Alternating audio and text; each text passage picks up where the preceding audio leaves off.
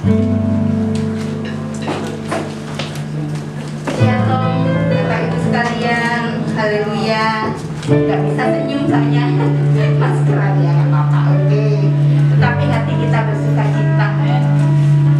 Siapa yang pagi ini mengalami kebaikan Tuhan? Terima kasih Tuhan, terima kasih. Kebaikan Tuhan bukan hanya kami dalam keadaan mendapat berkat, tetapi mungkin saat ini kami datang dengan sakit penyakit. Terima kasih Tuhan untuk kebaikan Tuhan. Kami masih dapat mengucap syukur dan kami masih dapat memberikan penghormatan bagi Tuhan. Layakan kami Tuhan, sucikan kami. Hanya Engkau yang layak ditinggikan.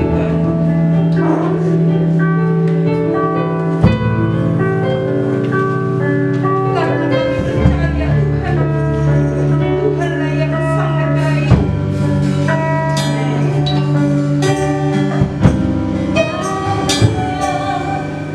Tuhan, Kau sungguh baik.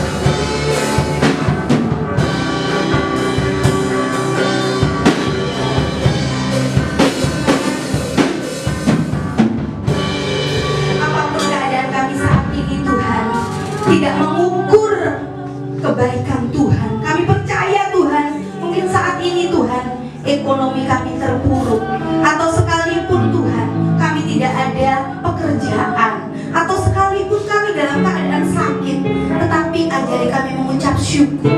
Kami percaya Tuhan, Engkau sungguh baik dan sangat baik buat kami. Tak terukur kasih setiamu kepada kami. Sampai saat ini kami bisa menghadapinya bersama-sama dengan Engkau. Kami boleh melakukan perkara-perkara yang besar. Terima kasih Tuhan, terima kasih. Engkau sudah mati di kayu salib buat kami Tuhan. Engkau sudah rela mati buat kami. Terima kasih Engkau telah memilih kami. Bukan kami yang memilih Engkau, tetapi Engkau mengasihi kami Tuhan. Terima kasih Tuhan. Haleluya. Dengan darah-Mu yang kudus, Kau buktikan kasih terbesar bagiku. Pengorbanan termulia, Kau mati bagiku, selamatkanku. Bukan karena kekuatanku, ku diangkat jadi anakmu. Bukan karena kehebatanku, Kau jadikan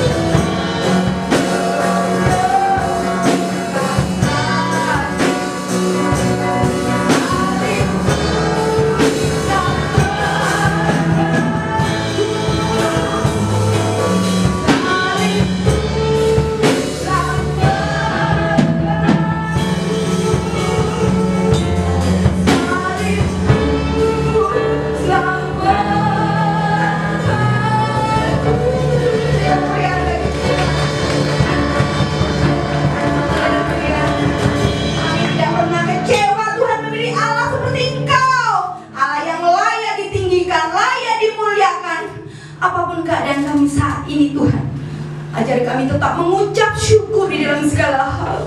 Disitulah kuasa mujizat mulai terjadi atas kami, Tuhan.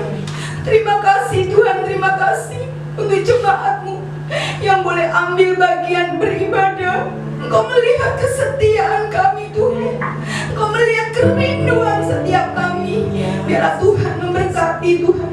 Apapun yang mereka butuhkan saat ini, apapun yang mereka inginkan, Tuhan, kami percaya, Tuhan, Engkau memberikan kekuatan, kesehatan, bahkan berkat yang melimpah, Tuhan. Terima kasih Tuhan, terima kasih untuk kebaikan Tuhan. Kami ingin meninggikan nama-Mu, kami ingin memuji nama-Mu, karena Engkau yang layak disembah. Terima kasih Tuhan, inilah doa kami dalam nama Tuhan Yesus. Haleluya, amin. Beri kemuliaan bagi Tuhan. Sudah 1 minggu kita tidak ketemu, tetapi kita dipersatukan di dalam doa. Kita tetap kuat di dalam doa. Kita anak-anak Tuhan. Kita mendoakan bangsa kita yang sedang sakit jasmani dan rohani. Kalau saya melihat di sana sini ada demo, Tuhan tolong sadarkan supaya anak-anak muda yang anak-anak Tuhan jangan ikut-ikut. Kita tetap mendoakan, kasihan bangsa kita sedang terpuruk. Kalau bukan kita sebagai pendoa, saya cuma di rumah Tuhan, saya hanya bisa berdoa, mendoakan bangsa negara, terutama daerah sekitar kita. Sampai saat ini kita masih bisa bekerja, kita masih dapat gaji setiap bulan karena anugerah Tuhan. Anak-anak masih bisa makan dengan baik, anak-anak masih bisa sekolah dengan baik.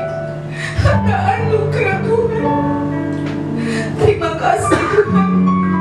Apapun yang Tuhan inginkan buat kami, kami ingin melayani Tuhan. Bukan di saat kami sakit kami boleh baru melayani Engkau, tidak Tuhan. Di saat Tuhan masih mempercayakan kesehatan dan kekuatan, kami ingin melayani Engkau. Terima kasih Tuhan. Haleluya. Terima kasih Tuhan. Terima kasih. Haleluya. Amin. Haleluya. Sungguhlah hidupku yang jujur,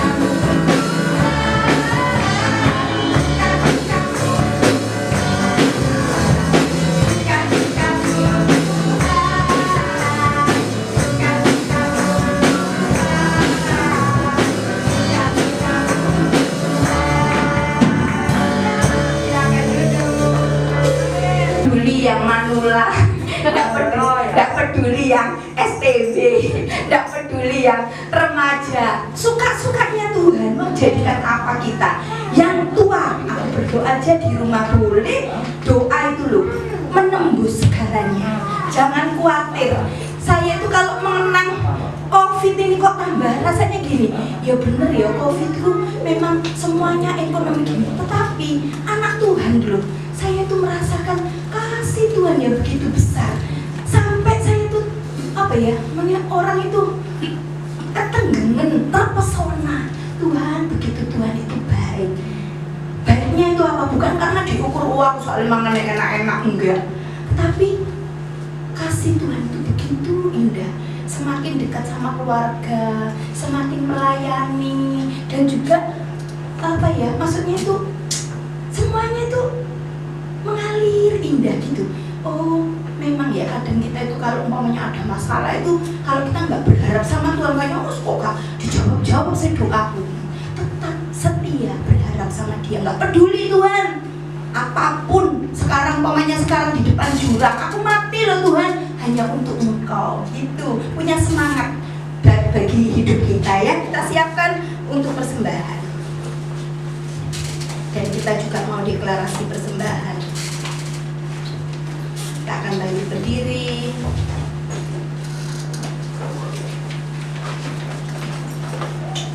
Deklarasi persembahan ini kita imani. Tuhan nggak melihat, kamu ngasih berapa, nggak melihat. Tuhan yang melihat ketulusan kita. Kita taat, pasti jadi berkat. Deklarasi persembahan. Pada saat kami membawa persembahan, kami percaya pintu sorga terbuka dan berkat Tuhan dicurahkan. Saya menerima bisnis, pekerjaan, sekolah, dan kuliah yang lebih baik. Keuntungan, bonus, dan aset dilipat gandakan. Semua transaksi dibuat berhasil.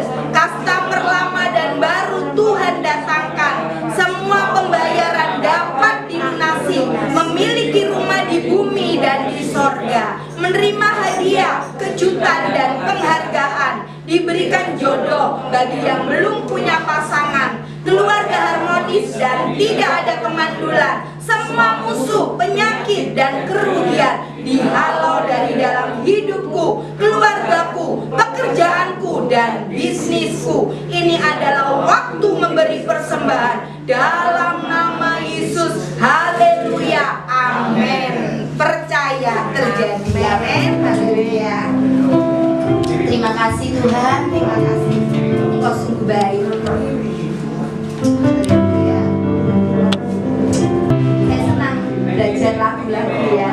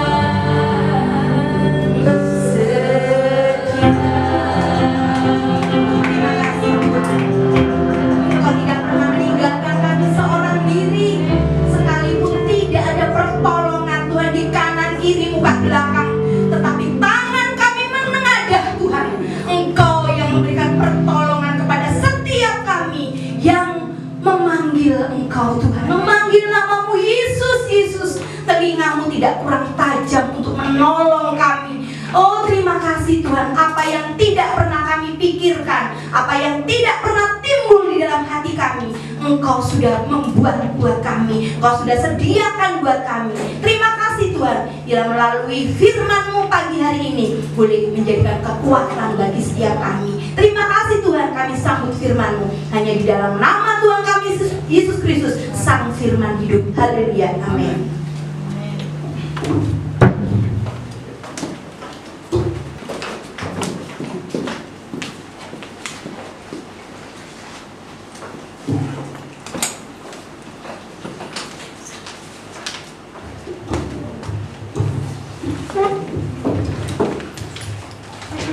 Halo Bapak Ibu dikasih Tuhan. Shalom.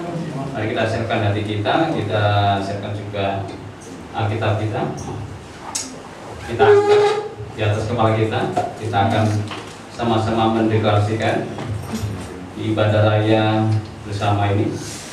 Deklarasi firman. Deklarasi firman. Aku percaya firman-Mu berkuasa. Aku percaya firman-Mu berkuasa. Aku percaya firman-Mu dapat merubah seluruh hidupku. Aku percaya firman-Mu dapat merubah seluruh hidupku. Aku percaya firman ini adalah Tuhan sendiri. Aku percaya firman ini adalah Tuhan sendiri. Aku siap untuk menerimanya Aku siap untuk menerima dan melakukannya dalam nama Yesus. Amin. Amin. Bapak Ibu yang kasih Tuhan, pada pagi ini saya akan men-sharekan tentang sebuah artikel yang bagus yang hari-hari ini sedang dibangkitkan anak-anak Tuhan di era 90-an ya. Saya ini dipanggil Tuhan di era tahun 90-an ya, di waktu saya masih SMP pelajar begitu. Dibangkitkan era itu untuk pergerakan anak-anak muda, pelajar, bahkan melanda seluruh beberapa negara ya. Saya kenal dengan jambore pelajar, mereka membuka persekutuan, penginjilan di beberapa sekolah mulai dari SMP, SMA, bahkan kampus ya. Mungkin Bapak Ibu hari-hari ini teman-teman saya yang di era 90-an itu tergabung dalam WA pelayanan pelajar seluruh Indonesia gitu. Nah, di tengah-tengah pandemi seperti ini kita mulai bangkit yang namanya api penginjilan Bapak Ibu ya. Kita mulai membakar lagi api penginjilan karena kita percaya, kita pernah berdoa waktu jambore terakhir itu di tahun 90-an itu akan ada sebuah penemuan besar. Amin Bapak Ibu di Indonesia. Dan itu adalah tahun ini Bapak Ibu. Kok bisa gitu ya Nael? Ini tahun-tahun yang kering, tahun-tahun yang menderita, tahun-tahun yang banyak goncangan. Justru itu Tuhan ingin hadir. Amin Bapak Ibu. Lewat anak-anak Tuhan hari ini.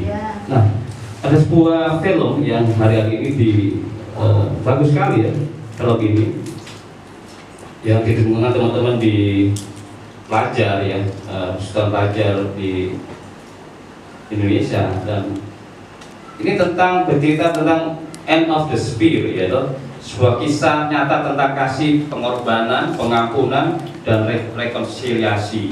Jadi ada cerita tentang penginjilan yang dilakukan oleh 5 bukan pemuda, karena beliau punya istri dan punya anak. Mereka misi di sebuah suku Indian ya, di sebuah suku Indian. Kisah ini sangat menginspirasi teman-teman di pelajar untuk kita bangkit.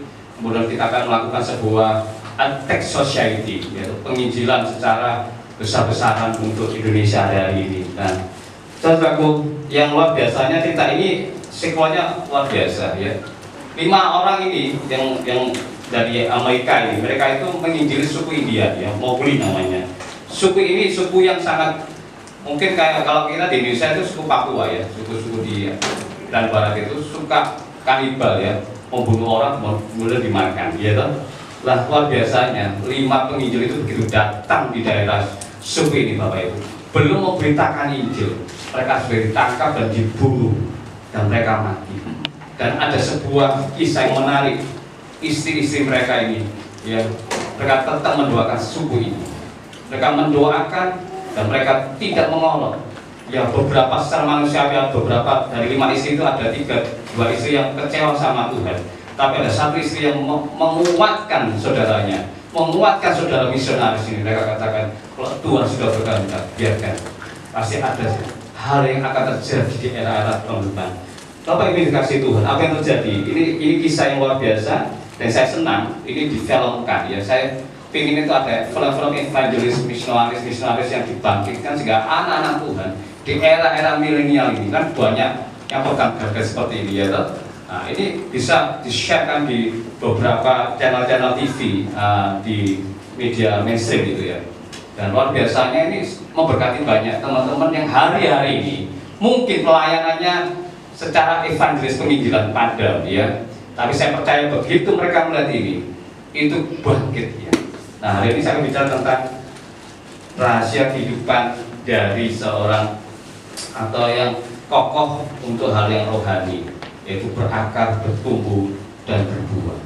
Nah, karena saya percaya, ya orang-orang yang dipanggil di ladang Tuhan itu nggak sembarangan. Amin Bapak Ibu. Banyak yang dipanggil tapi sedikit dipilih. Pertanyaan saya begini, mengapa kok banyak sedikit dipilih? Iya, karena itu tadi Bapak Ibu. Karena mereka ternyata akarnya mereka nggak kuat Bapak Ibu. Ya, dipanggil itu ada dua hal. Ya, mereka memilih Tuhan sungguh-sungguh atau mereka memilih dunia. Ya, mereka memilih. Bahkan Tuhan kasih tiga hal. Mari kita tinjau. Ya, Alkitab kita Matius pasal 13 ayat 20-21 ini tentang akar ya. Jadi permasalahan anak-anak Tuhan hari-hari ini, kenapa begitu ada yang gampang tersulut ya, kasih mula-mulanya kemudian mereka mulai bangkit lagi, ada yang suam-suam, ada yang kemudian cuek gitu. Ternyata ini Bapak Ibu ya, akal mereka itu tidak kuat. Matius pasal 13 ayat 20 sampai 21 ya. Saya minta bacakan Mbak Riris ya, Mbak Riris. Matius pasal 13 ayat 20 sampai 21. Mari kita tinjau sama-sama. Matius 23 ayat 20. 13 ayat 13 pasal. Matius 13 ayat 20 sampai dengan 21. Demikian firman Tuhan. Benih yang ditaburkan di tanah yang berbatu-batu, ia orang yang mendengar firman itu dan segera menerimanya dengan gembira. Tetapi ia tidak berakar dan tak sebentar saja dan tahan sebentar saja. Apabila datang penindasan atau penganiayaan karena firman itu, orang itu pun segera murtad. Ayat 22 Pak, ditambahin dua-duanya. Ayat 22, yang ditaburkan di tengah semak duri, ia orang mendengar firman itu, lalu kekhawatiran dunia ini dan tipu daya kekayaan menghimpit firman itu sehingga tidak berbuah. Ayat 23-nya coba tambah lagi. Ayat 23, yang ditaburkan di tanah yang baik, ia orang yang mendengar firman itu dan mengerti, dan karena itu ia berbuah. Ada yang 100 kali lipat, ada yang 60 kali lipat, ada yang 30 kali lipat. Nah, Bapak Ibu kalau amati ya, firman Matius pasal 14 ayat yang ke-20-21 bicara tentang akar ya. Tapi mediasinya ada tanah ya toh. Kemudian ada lagi di mana? Di tengah semak duri. Kemudian apa lagi? Bapak Ibu di tengah-tengah berbatuan. Sebetulnya media apapun itu sebetulnya di sini nggak masalah ya. Oh, nah enak kamu di kota ya toh. Pasti rohanimu bertumbuh. Kalau kita yang ada di pelosok pedesaan, gimana kita bisa bertumbuh, Nael? Iya toh.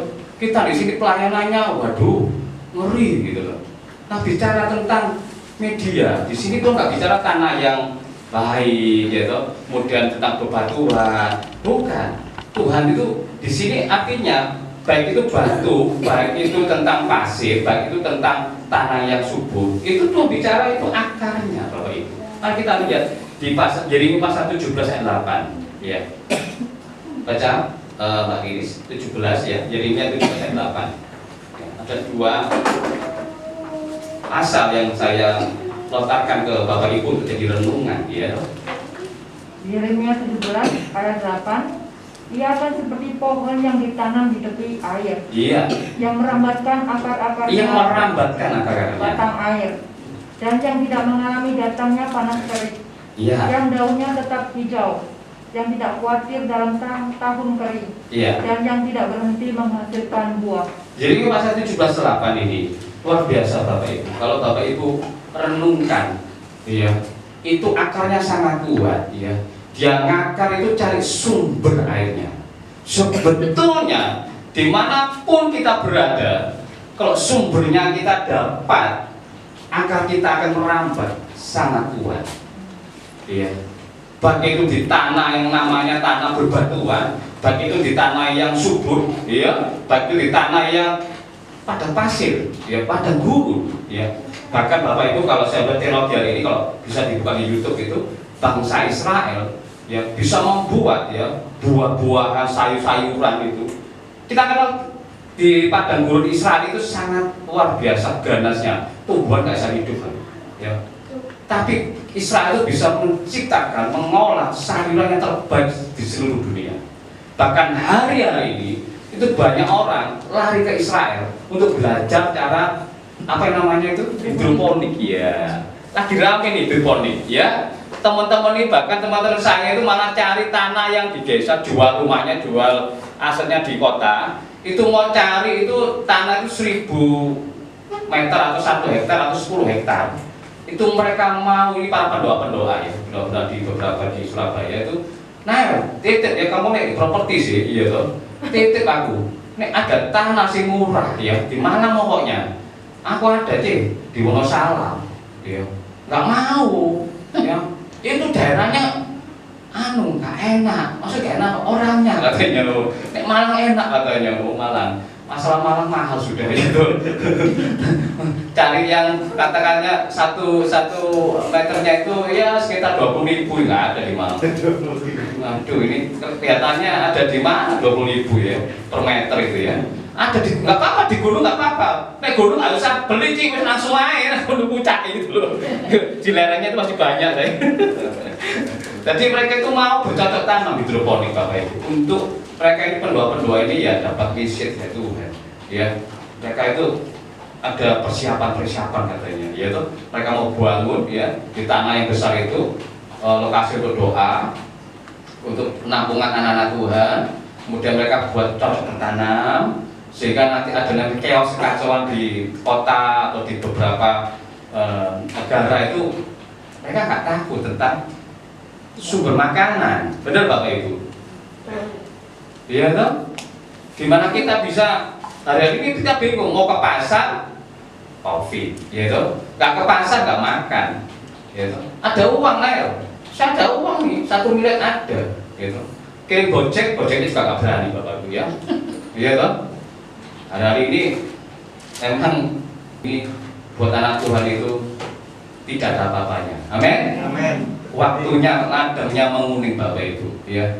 Saya ini sama teman-teman itu aja keluar rumah loh ya, stay at home, saya nggak keluar rumah Bapak Ibu ya. Saya kemana ke warkop ya, saya mau menginjili beberapa orang yang pemilik warkop Bapak Ibu, nah, menjalin hubungan karena saya terbakar. Ini waktunya menguning Bapak Ibu, amin. Biasanya punya warkop itu jenggotan semua ya toh. Wah, ini kalau jenggotan ini saya seneng malah ini. Wah, ini tantangan besar untuk penginjilan. Amin. Amin Bapak Ibu. Waduh, itu saudara saya bikin itu kalau sama saya, ayo kita ke warkop. Nah, itu saya warkop. Loh, bukan saya ngopi, bukan. Saya mau injili orang-orang di situ. Amin. Ada sasaran yang tahu mau injil ini, injil itu. Amin Bapak Ibu.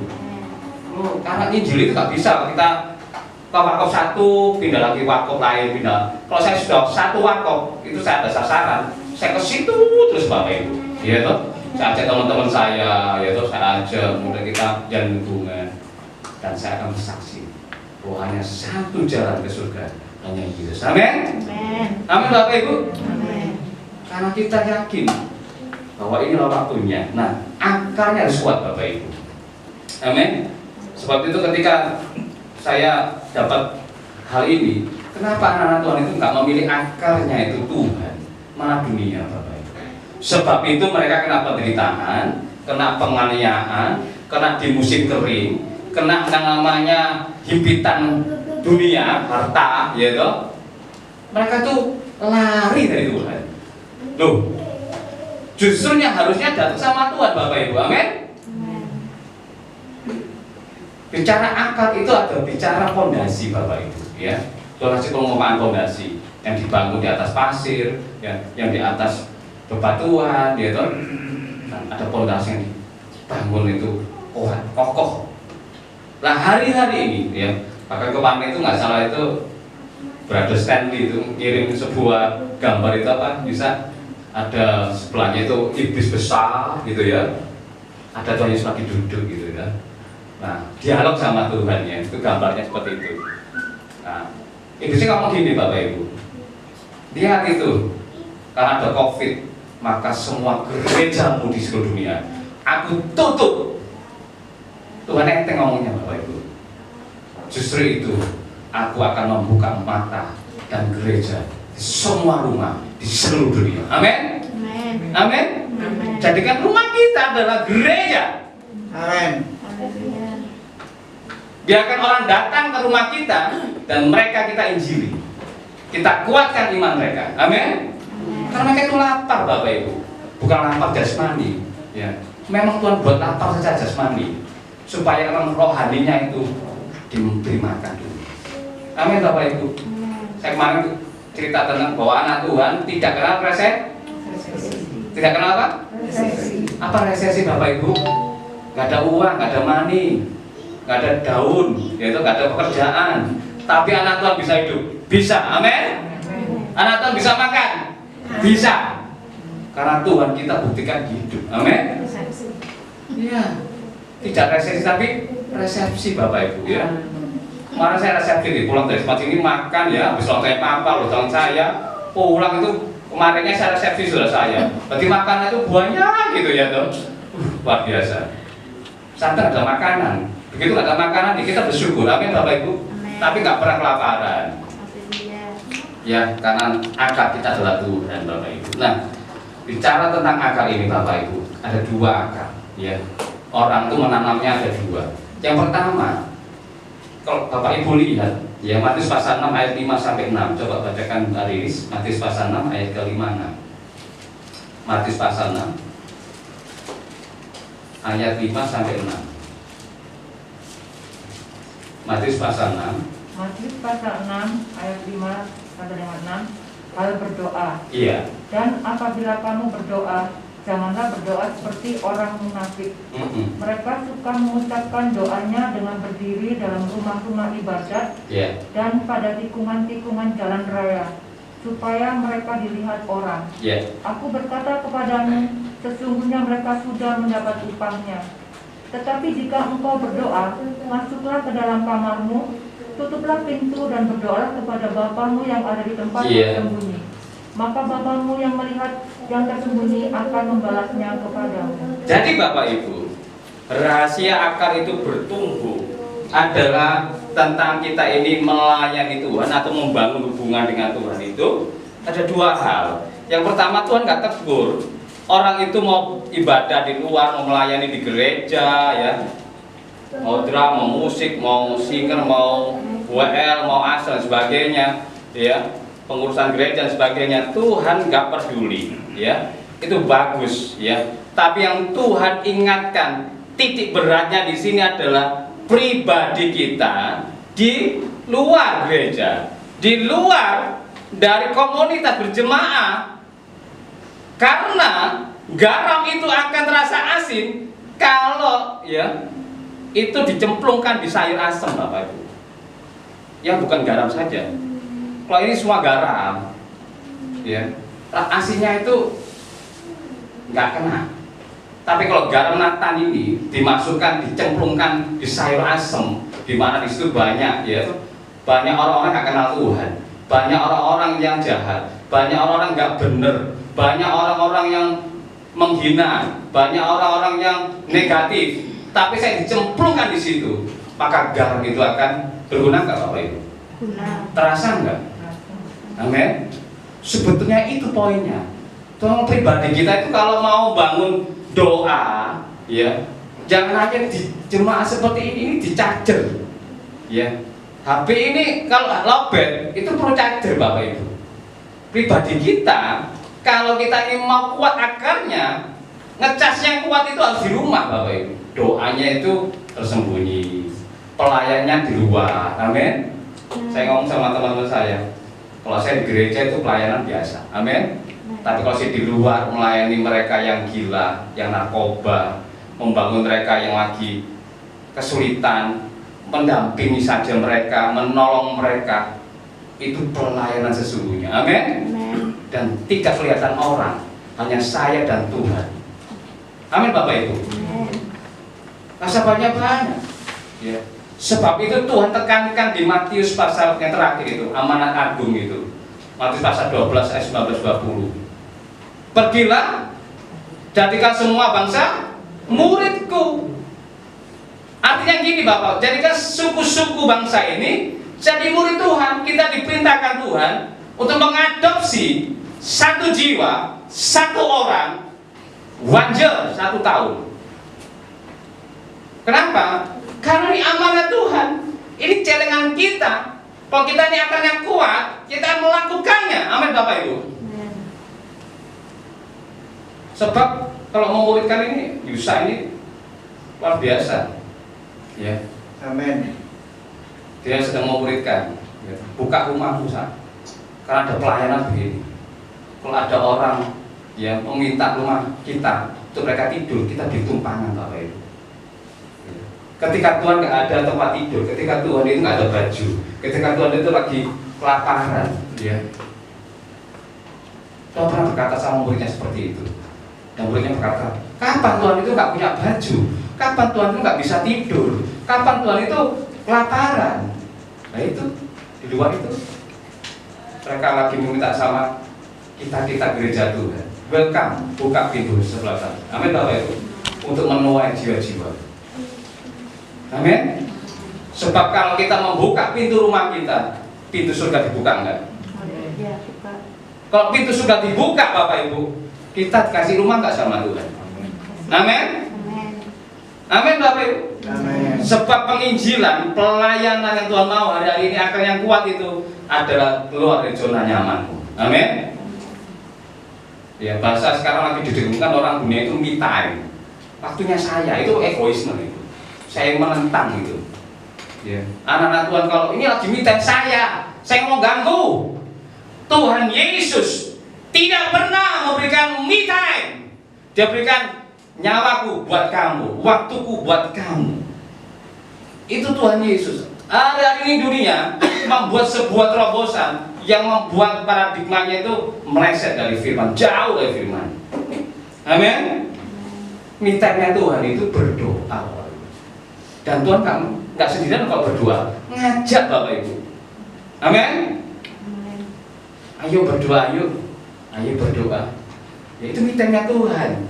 Ya, lagi capek pelayanan, lagi capek penginjilan, lagi capek untuk melayani banyak orang, ngusir setan. Bapak Ibu, ngusir setan itu capek Bapak Ibu. Amin. Sing diusir pun gak capek, capek sorok Bapak. Ya. Maka kalau pelayanan mengusir setan itu saya berikan sama adik saya aja, wis. Gitu. Gantian katanya. Capek memang pengusiran setan itu, ya. Malah hari ini banyak setan-setan berkeliaran, ya toh? Karena banyak kematian, disitulah kuasa kegelapan datang. Amin. Tapi anak Tuhan di situ harus diterang. Karena kematian ada kegelapan buat orang dunia, tapi buat anak Tuhan kematian itu terang. Amin. Karena kita punya pelita, siapa itu? Yesus. Amin Bapak Ibu. Obornya Yesus. Bukankah katakan firman itu pelita bagi kakiku, terang Bapak Ibu. Kenapa? Mereka bertanya, kalau anak Tuhan itu kalau mati sukacita ya, nangis tapi sambil nyanyi Bapak Ibu, ya. Ada anak-anak Tuhan itu kalau ada kematian keluarganya sedih semua gitu, enggak. Kalau sukacita. Bahkan biasa lagi dia biasa di ini bagus ini paradigmanya, ya toh. Itu kalau kematian itu kayak orang manten Bapak Ibu, dia sih, ada makanan, sukacita, ya toh. Ya. Saya kenal itu kemarin waktu itu teman saya Januari, anaknya meninggal, ya, prematur, keluar dari rumah sakit. Sebelum waktu hamil itu dokter ngomong sama teman saya dan istrinya, anakmu ini prematur ya, jantungnya bocor, paru-parunya ya bengkak gitu loh, terus ginjalnya ini mengecil sebagainya. Ini kalau saran saya sebagai seorang dokter ya, lebih baik gak usah dilahirkan. Kaget, iya toh. Tapi ini sudah dok, sudah 7 bulan, 8 bulan dok, mau melahirkan kok mau gitu. Daripada nanti percuma, dia laju, nanti ya mati gitu. Nah, teman saya ini ngomong sama istrinya, "Mah, ya apa mah? Dilahirkan pak. Kalau udah waktunya lahir kehendaki Tuhan pak. Kalau mati pun kehendaki Tuhan. Jangan kita yang matikan. Itu nggak sesuai firman Tuhan. Ini anak Tuhan luar biasa. Amin. Akarnya kuat bapak ibu. Haleluya. Tapi mah, kalau keluar mah biayanya katanya. Pasti Tuhan akan menolong. Akhirnya, dok, kita nggak mau aborsi, lahirkan. Benar bapak ibu, dilahirkan. Apa yang terjadi bapak ibu? Anaknya itu tiap hari masuk rumah sakit bapak ibu. Opname itu seminggu 2 kali, 3 kali. Untungnya teman saya ini pinter asuransi. Dia sudah siap prepare itu asuransi sampai 10 asuransi. Ya. Kamu tanya asuransi sama aku nah ya. Aku tahu asuransi mana sih bagus, mana sih kurang, mana sih menipu, mana sih nggak ngeklaim dan sebagainya, dia tahu Bapak Ibu.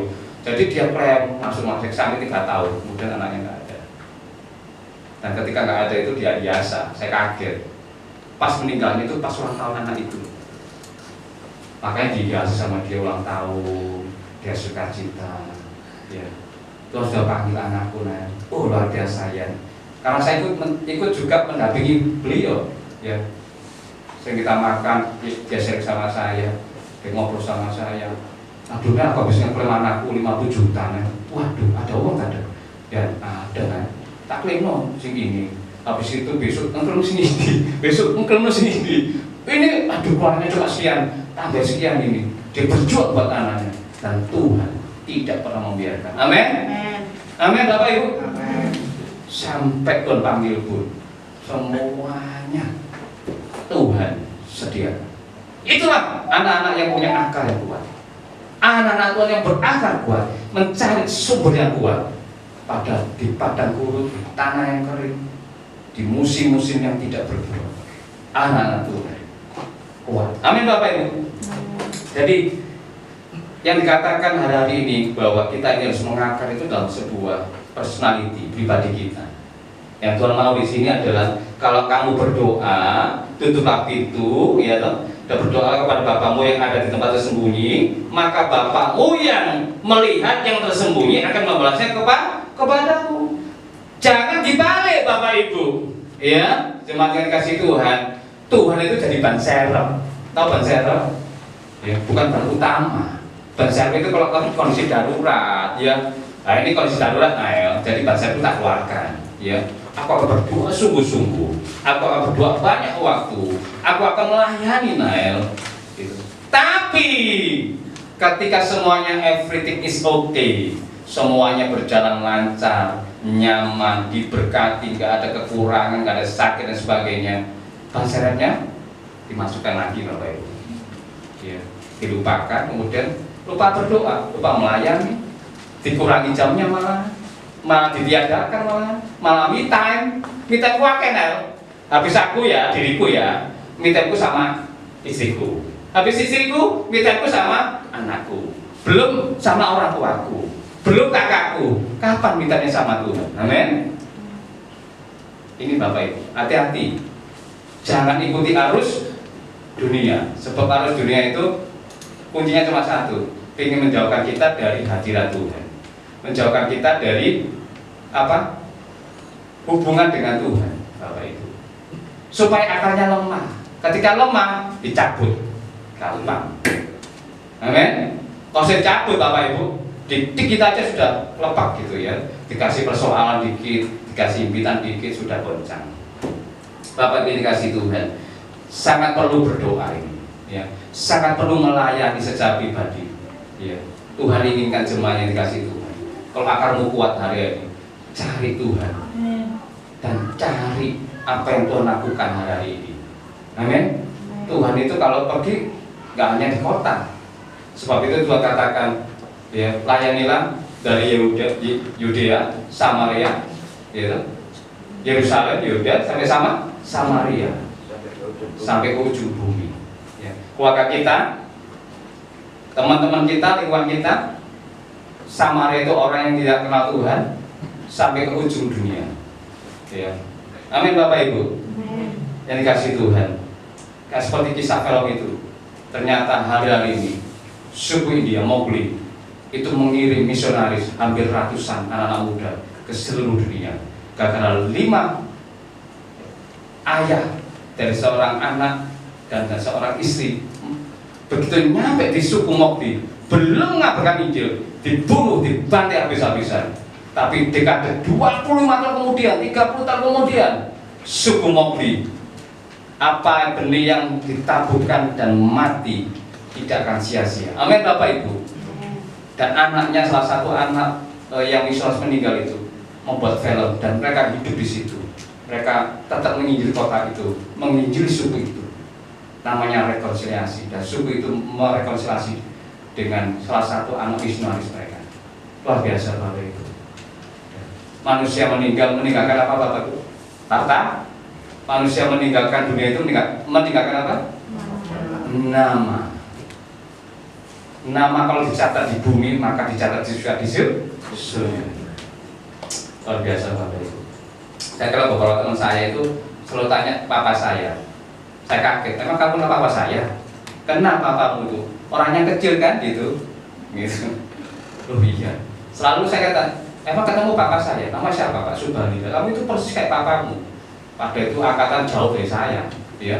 Itu usianya mungkin sudah 60, saya ini 47, ya. 47, kurang 3 tahun 50 saya, 50 tahun lagi ya. Tapi saya merasa muda. Amin Bapak Ibu. Ya. Karena suka melayani. Orang yang suka melayani itu nggak mikir umur, bener nggak Mbak Sus? Ya, papa saya itu 88 Bapak Ibu, ya. Merasa muda beliau itu kalau melayani Tuhan, ya. Kami Pak Yanto itu merasa muda. Ya. Kenapa? Melayani jiwa-jiwa. Apa yang melayani anak muda Pak Yanto? Tambah muda nanti. Oh, haleluya. Tapi giginya bisa tumbuh lagi nanti. Ya. Saya sampai sama Aisyah pemuridan lagi ya, muridkan Adi, nanti Adi bisa muridkan generasi di bawahnya, muridkan anaknya Mbak Lisa apa namanya? Debbie ya. Ini tentunya dari apa? Lucy ini, anaknya Lucy, nah dimuridkan Ratna. Karena begini Bapak Ibu, Tuhan memberi amanat agung itu.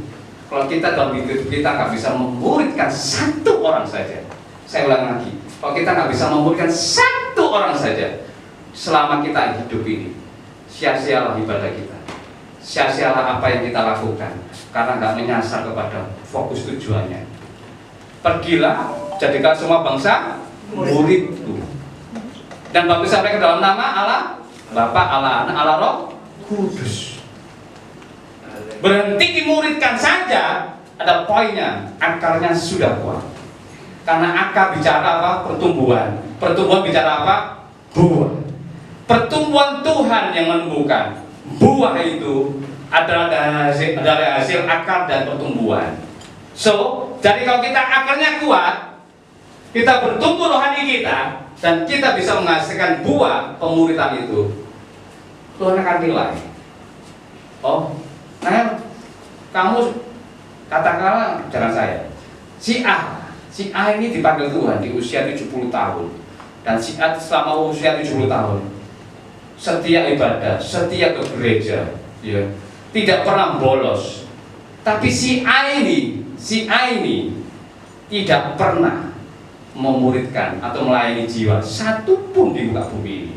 Begitu dipanggil Tuhan, si A, kamu apa yang mengerjakan di muka bumi ini? Loh Tuhan, aku ini datang ke gerejamu setiap minggu, nggak pernah absen doa malam, nggak pernah absen ibadah mingguan. Tuhan tanya, mana buahmu? Buah apa ya Tuhan? Muridkanlah suku-suku bangsa. Tuhan itu orang yang adil loh. Amin. Ingat tentang talenta, ada di 1 talenta, 3 talenta, 5 talenta. Ada yang nyimpen 1 talenta, dikasih 1 talenta disimpan Bapak Ibu. Seperti itu. Mari Bapak Ibu, kita membuka hati kita, membuka rumah kita, membuka kita pelayan di luar. muridkan berapa orang? 1 orang saja, tapi 1 tahun. Nggak ketemu 1 tahun, 2 tahun. Nggak ketemu 2 tahun, 3 tahun. 1 orang saja. Kalau hari ini engkau punya, kalau saya itu single itu enak ya, enak. Enak saat single itu kan, bisa muridkan banyak orang. Amin. Amin. Saya dulu itu habiskan banyak waktu untuk muridkan banyak orang. Habiskan waktu saya, kuliah saya, sampai saya kuliah itu berapa tahun ya Pak? Saya kuliah. Saya di teknik kimia UPN itu harusnya 4,5 tahun, tapi saya kuliah sampai 6,5 tahun karena saya itu nginjil di kampus Bapak Ibu. Ya, saya layani anak-anak kampus, saya muridkan mereka. Ya, saya ajak mereka berdoa, saya ajak mereka puasa, saya ajak mereka penginjilan, saya ajak mereka ada di pemuritan, dan buahnya mereka ada di memuridkan banyak orang. Amin. Amin. Amin. Tongkat estafet itu seperti itu Bapak Ibu. Kalau kita berbuah 1, maka buahnya itu akan mencabang buah. Benar nggak? Benar nggak? Kalau nggak ada buahnya sama sekali, ya nggak ada cabang buah sama sekali Bapak Ibu. Dan buahnya kalau ini mati jatuh, dia akan tumbuh. Sebab itu Bapak Ibu dikasih Tuhan. Ayo, ya. Beberapa teman saya sudah dipanggil tuh karena COVID. Ya. Kemarin itu saya cerita tentang Agung itu, saya kaget. Mamanya itu meninggal juga mamanya kemarin. Jadi setelah Agung kena COVID, ya, paru-parunya putih semua kemakan virus COVID-19. Kemudian itu orang tuanya aslinya itu posisinya masih nggak kena, ya, negatif gitu.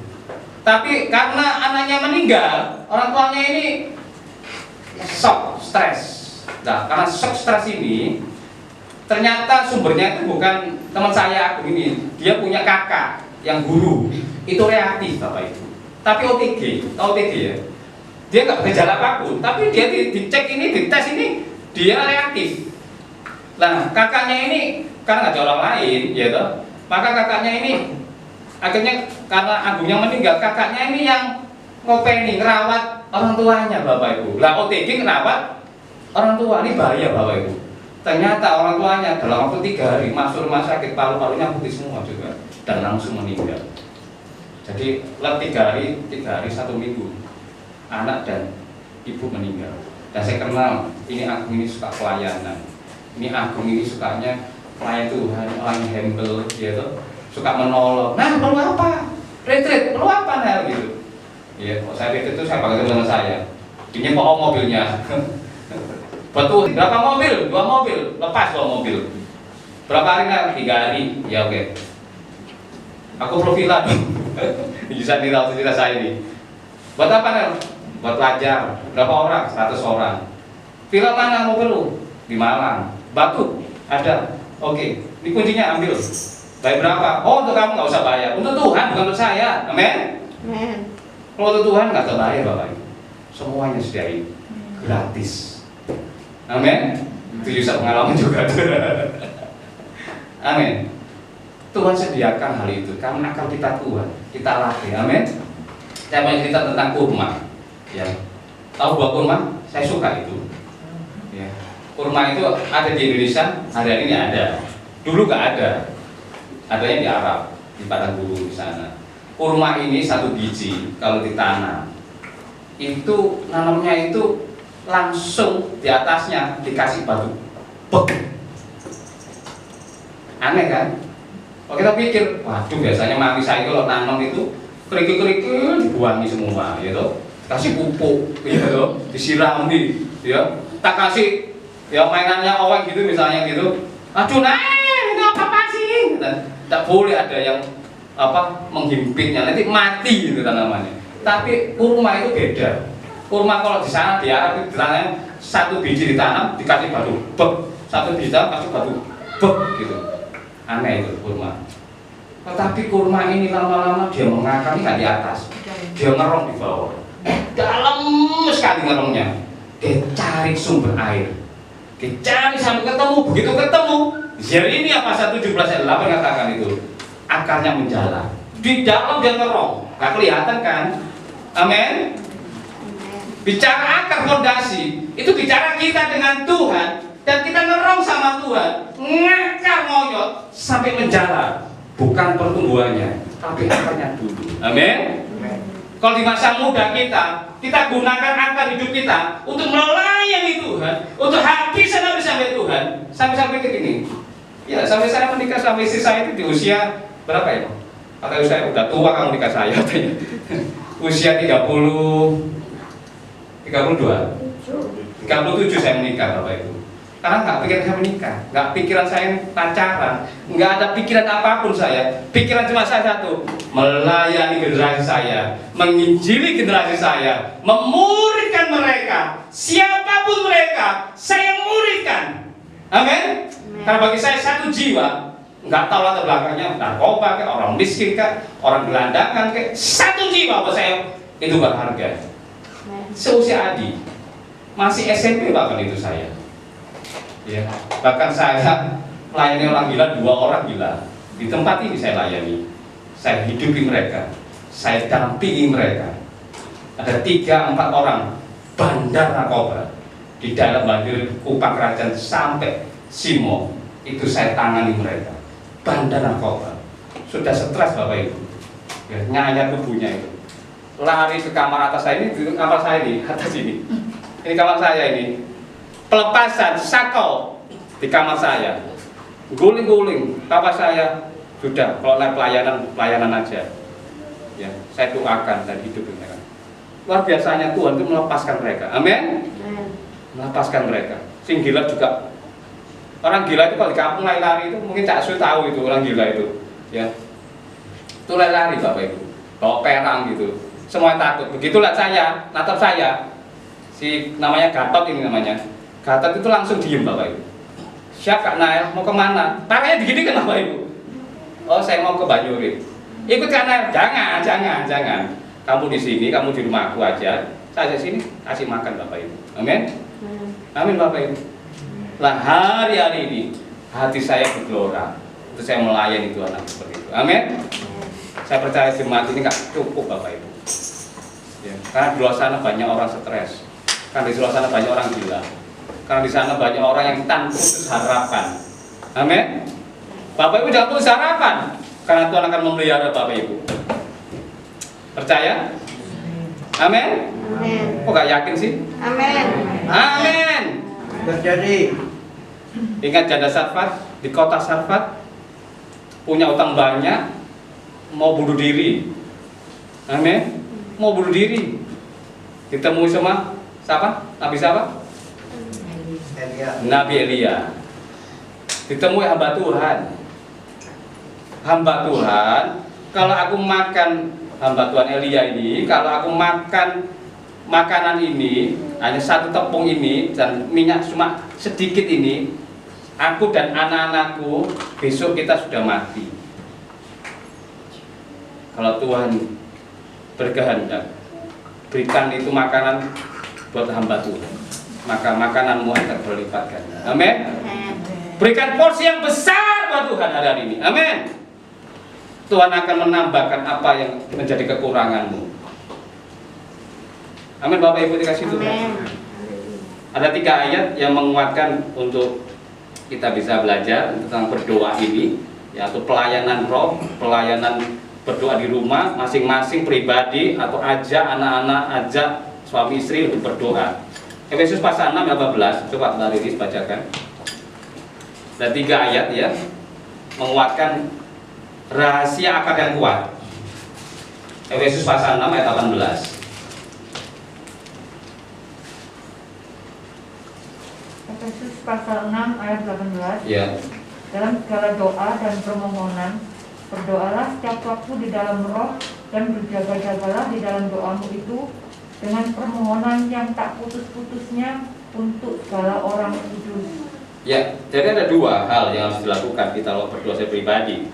Yang pertama, kita berdoa permohonan kita ini dalam roh Bapak Ibu. Seringkali kita berdoa itu yang kemarin yang Kak Yusak ngomong itu, kalau kita lagi berdoa itu kayak laporan sama Pak Surga, enggak. Sebenarnya permohonan yang dimaksud di sini itu permohonan itu minta sama Tuhan, tapi mintanya itu kayak Hana, ya, minta anak itu, atau kayak siapa lagi, ya. Berdoa itu dalam roh itu mengerang Bapak Ibu, sungguh-sungguh, Kak, Tuhan, aku berdoa, besok aku ada makanan Tuhan, besok ada makanan. Waduh, wah Tuhan ini kan dengar nih. Kayak gitu Bapak Ibu. Tuhan, berikan kami makanan dari secukupnya. Dan kita mengeram sama Tuhan. Setelah itu selesai, kita berdoa buat teman-teman kita. Di situ permohonan dan doakan orang-orang kudus. Orang kudus itu teman-teman kita. Jemaat yang kita kenal hari ini. Saya doakan Yusa, saya doakan Wike, saya doakan teman-teman saya. Doakan pun ngerang untuk mereka. Amin. Sungguh-sungguh. Sebab orang benar kalau mendoakan kuasanya besar. Ini kasih Tuhan. Sebab itu saya dorong para ibu-ibu yang bahasa saya ini bukan lansia, ya, muda itu mau ketemu sama Tuhan, muda. Ya, kami saya ngomong, Mi, pelayanan yang paling bagus pelayanan doa, ya. Di rumah doakan sungguh-sungguh doakan saya, doakan pakai mami, doakan teman mami. Hanya berdoa hari ini, amin. Berdoa dan membaca firman, kita kuat akarnya. Kemudian Roma pasal 8 ayat 26 sampai 27. Roma pasal 8 ayat 26 sampai 27.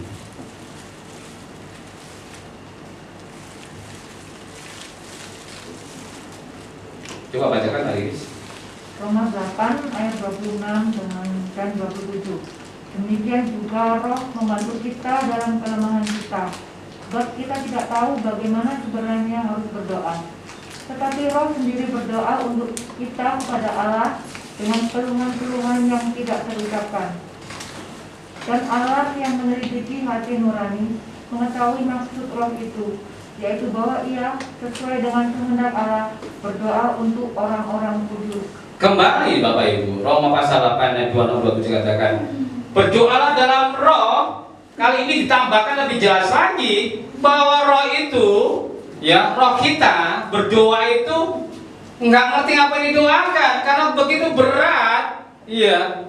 Mungkin berat tekanan kita, berat persoalan kita, berat masalah kita. Kita nggak bisa ngomong secara seperti lancar bahasa Indonesia seperti ini Bapak Ibu. Nah, sebab itu karunia bahasa Roh digunakan untuk membangun iman kita, membangunkan roh kita. Kita berdoa secara pribadi. Seperti Paulus katakan, kalau dalam pertemuan jemaat, ya, utamakanlah nubuatan, utamakanlah mentafsirkan bahasa roh. Ya. Tapi penyembahan roh itu beda lagi dengan bahasa roh. Next time saya akan bahas. Orang menyembah dalam roh dan berbahasa roh itu beda. Melakukan bahasa, melakukan itu kan beda dengan berkata. Ya. Engkau gembala yang baik. Dia berkata, Tuhan engkau gembala yang baik. Beda notasinya.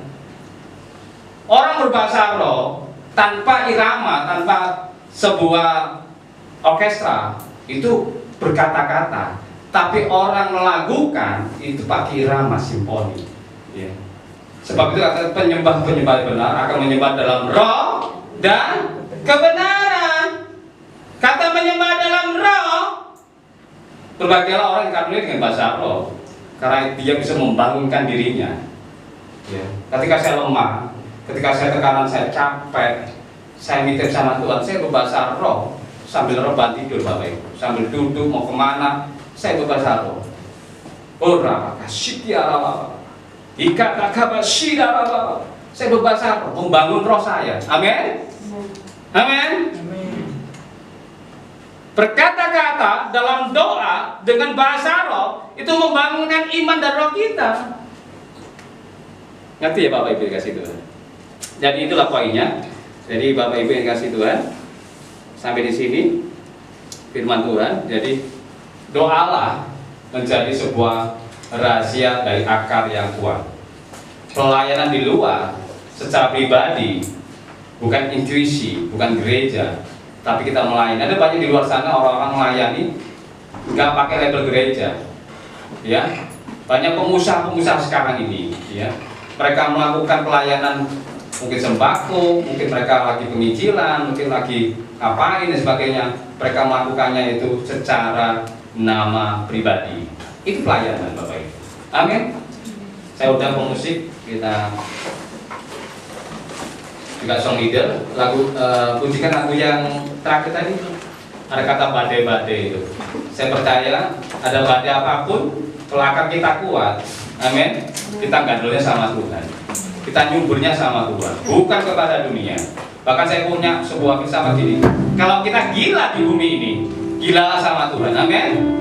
Jangan gila karena Tuhan, dan layanilah Tuhan, sebab itu banyak untungnya daripada ruginya.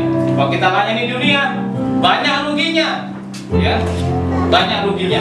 Sebab itu ada dua pilihan kita mau pilih, Tuhan atau dunia.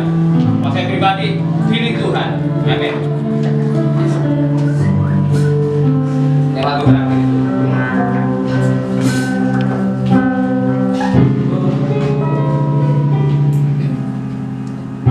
Saat ku dalam kesesakan, yang ku harap hanya Tuhan. Saat badai hidup menerpa, masih ada Tuhan bagiku. Saat semua jalan tertutup, tiada yang sanggup menolong, tiada yang sanggup menolong. Saat air mata tercurah, masih ada Tuhan bagiku.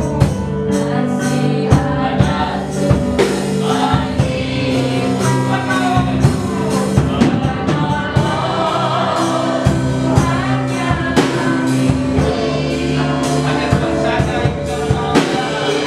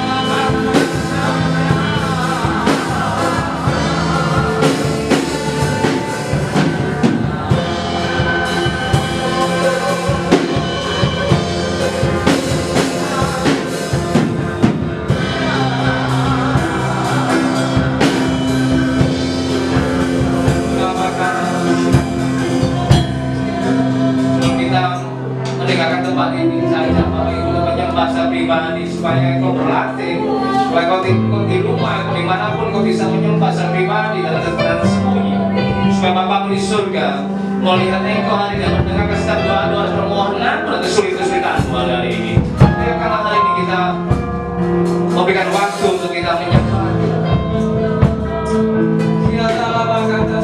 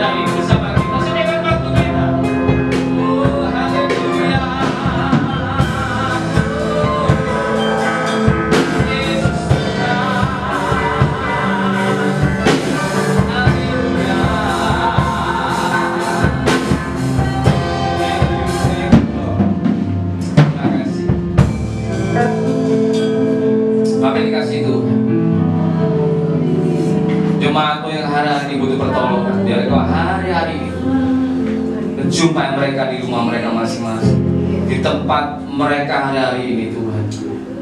Melakukan doa dan permohonan, biar Bapa mendengar hari-hari ini mereka. Dan percayalah dengan imanmu hari ini Bapa ini dikasih Tuhan.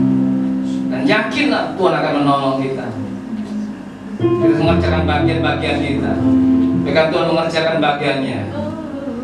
Kita hanya mengerjakan dengan setia dalam ibadah kita, dalam pelayanan kita, dalam doa-doa kita hari-hari. Hanya itu yang kita bisa kerjakan hari-hari, dan melayani sesama kita, mengasihi mereka tanpa syarat. Oh haleluya. Berikan kami hatimu Bapa untuk melayani jiwa-jiwa yang ada hari ini. Berikan kami api yang gak pernah padam, api yang menyala-nyala lagi, kasih yang mula-mula Tuhan. Biarkan kehendak-Mu yang terjadi hari ini. Dan Engkau menyertai kami hari ini tengah-tengah pandemi, tengah-tengah kesulitan hari ini. Tapi kami percaya ada penuaian yang besar di balik ini Tuhan. Biar kami ikut dalam rencana-Mu, kami ikut dalam rancangan-Mu hari ini, dan mengenapi setiap firman-Mu Tuhan dalam hidup kami. Terima kasih Tuhan Yesus. Kami serahkan pada hari ini Tuhan. Saudara Gembala.